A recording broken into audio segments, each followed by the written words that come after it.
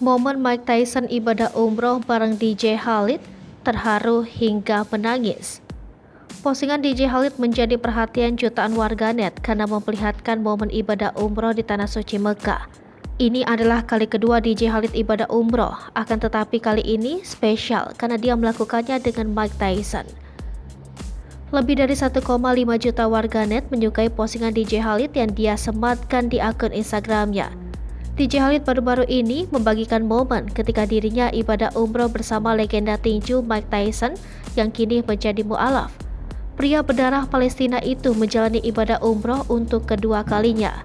Di postingan Instagram, DJ Khalid membagikan momen harunya bersama Mike Tyson saat menginjakan kaki di Tanah Suci Mekah.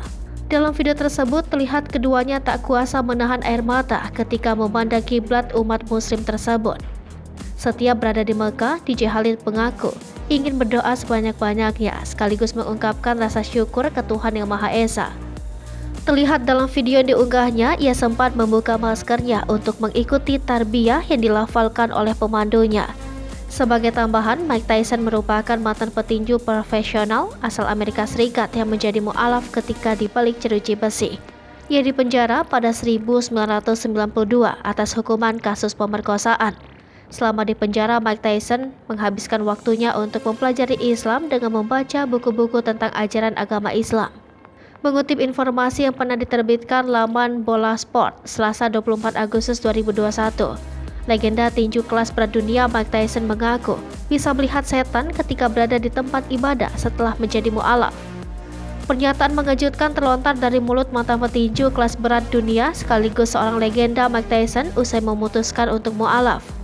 Mike Tyson menjelaskan pandangannya soal agama setelah ia menjadi seorang muslim. Menurut pria berusia 55 tahun ini, ia mengaku jadi indigo. Indigo merupakan istilah yang kerap diidentikan dengan kemampuan seseorang dalam melihat hal-hal gaib, seperti salah satunya setan.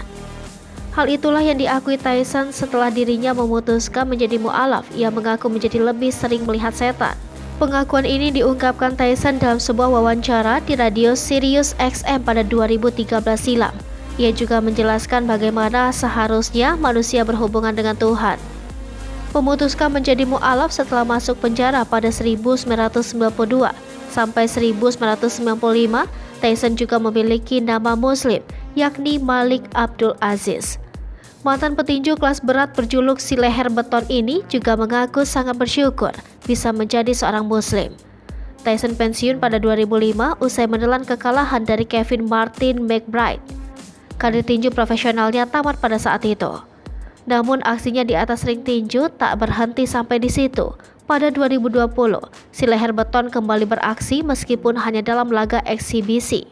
Melawan Roy Jones Jr., duel comeback Mike Tyson itu berakhir imbang dan dalam waktu dekat ia mengaku bakal menggelar duel eksibisi lainnya.